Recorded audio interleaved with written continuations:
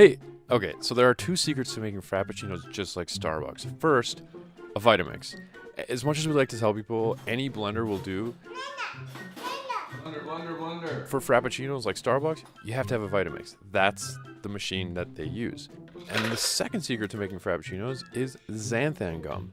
It's the other answer to the often asked question, how do they get that consistency and not a coffee puddle with some snow on top?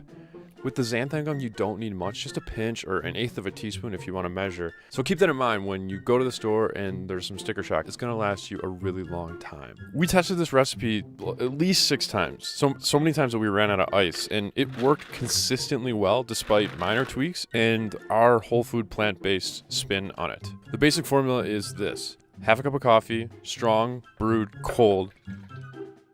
Half a cup of milk. We used almond milk, any nut milk will do, whatever milk you want. An eighth of a teaspoon of xanthan gum, 2 dates, plus or minus 1 depending on how sweet you like it, a pinch of salt, 1 teaspoon of vanilla, a heaping cup of ice. 1 cup is not enough, 1.5 is too much, so maybe 1 1/4, and 1 tablespoon of coconut milk. And that's gonna give it that creamy mouthfeel that you get in the Starbucks Frappuccinos because they use whole milk. And then 30 seconds at the highest speed your Vitamix will do. You can try, air quotes, a mocha frappuccino by adding a tablespoon of cocoa powder. We tried a toasted coconut frappuccino by adding a half a cup of toasted coconut.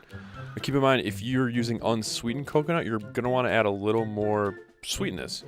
The coconut can be kind of bitter. Oh my goodness. Oh my goodness. Well, no, it'll be really good. Yeah, this makes about a single serving, 12 ounces. We're using the low profile 64-ounce container, no tamper. So this is pretty cool for people who are not sure about what the low profile 64-ounce container can do or how big of batches you have to make. We made this no problem. These are really fun to make and really, really good. So make sure everyone that wants one gets one before you run your cleaning cycle. Oh, and if you want to really, really make them authentic, put them in a solo cup with a cap and a straw so you can kind of swish it around and have a frappuccino. We show you that, but we try and avoid being shamed by the straw police. If you appreciate this video, hit that thumbs up button. Thank you so much for watching. Subscribe if you haven't already, and we will see you in the next one. Thank you. Goodbye.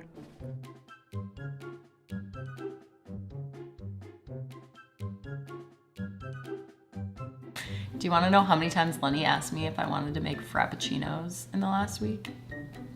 Do you want to make homemade frappuccinos? Everyone keeps asking me to make frappuccinos.